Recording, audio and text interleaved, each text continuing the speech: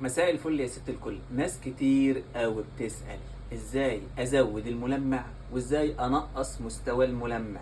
هو الملمع ده اللي هو الزيت؟ الملمع هو الزيت، هو مساعد الشطف. وازاي ازود وانقص مستوى الملح في الغسالة؟ تعال اقول لكم.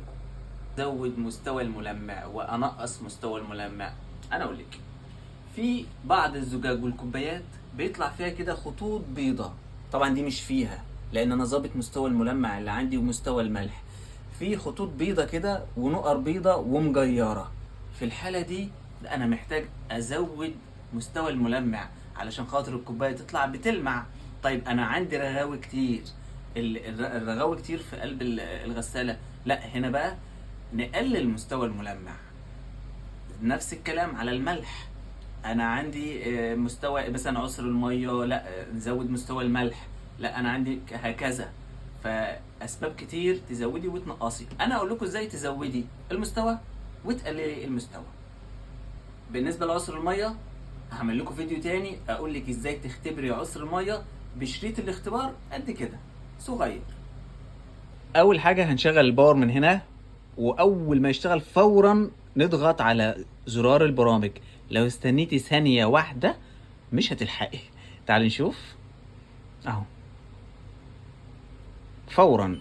ايوه، 3 ثواني اهو جابلك 2. انا مظبوط عندي على رقم 2. انا ما كانش عندي على رقم 2، انا كان عندي على رقم 4. انا نزلته لرقم 2 وشغال معايا كويس. اول حاجة هنشغل الباور من هنا. ايوه، واول ما نشغل الباور فورا نشغل زرار البرامج من هنا. لو استنيتي ثانية واحدة مش هتلحقي. تعالوا نشوف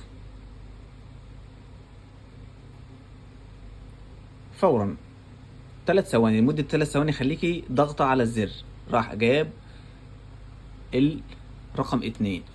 ده مستوى الملح. انا المية عندي مفيش عسر مية عندي. تقريبا استاندر بيجي على رقم 4 او رقم 3.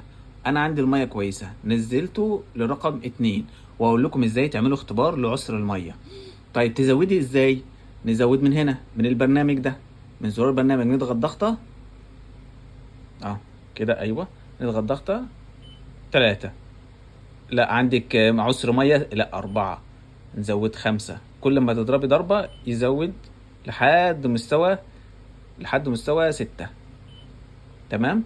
انا طبعا عاوز رقم 2. طيب نأكد ازاي نحفظ التغييرات؟ نروح على زر الباور لمدة 2 ضغطة مطولة. قفل كده، حفظ. يعني لو شغلت تاني هيجي اللي انا حفظته. طيب ده بالنسبة للملح. الملمع، انا عشان اجيب الملح بشغل الباور وفورا بشغل على البرنامج ضغطة مطولة لمدة 3 ثواني بيظهر لي هنا على الشاشة. طيب انا عايز الملمع. الملمع بتضغطي لمدة، البرنامج هنا تضغطي لمدة 5 ثواني. نشغل فورا البرنامج لمدة 5 ثواني هيجيب لنا على الشاشة هنا. انا لسه ضاغط. ايوه، اللي لا عاوز بعده ار. اقوم شايل ايدي اول ما تيجي الار. انا ظابط برضو على رقم 2. الملمع عندي على رقم 2. في ناس لا، الحاجات بتطلع مجيرة، فيها خطوط. انت محتاجة ملمع زيادة عشان خاطر المواعين والزجاج يطلع نضيف، فبتزودي الملمع. رقم 2 مثلا تزودي، خليه مثلا 4 براحتك. بتجربي 3، رقم 3 وتجربي وتشوفي. لا لسه عايزة بتروحي تزودي ل4. نضغط هنا نغير 3، 4، 5، 6. ارجع ل1، 2. انا ظابط على 2. نأكد الباور لمدة 2 ضغطة مطولة. ضغطة مطولة، ايوه كده حفظ التغييرات اللي انا عملتها. كده يا ست الكل عرفتي ازاي تزودي وتقللي مستوى الملح والملمع بالطريقة دي. طيب علشان خاطر تكوني فاهمة كويس، لو شغلتي الغسالة باور عادي اهو وما لحقتيش، شوفي البرنامج جه وجيتي تعملي من هنا ضغطة مطولة، جابلك ايه؟ جابلك 40 دقيقة. يعني الخطوات هتفشل معاكي. يبقى المفروض ايه؟ اقفل الغسالة خالص، اشغل الباور، وفورا اشغل البرنامج على ايدي على البرامج كده. اول ما على طول تقومي ضغط على البرنامج 3 ثواني وتلاقي ايه؟ ال جت. ال دي نقوم شغالين عليها على طول. ال دي تبع الملح، والار تبع الملمع. وتحفظي من الباور بعد ما تخلصي، عايزه 2 3 4 تقومي مأكده من هنا ضغطه مطوله ثانيتين او 3.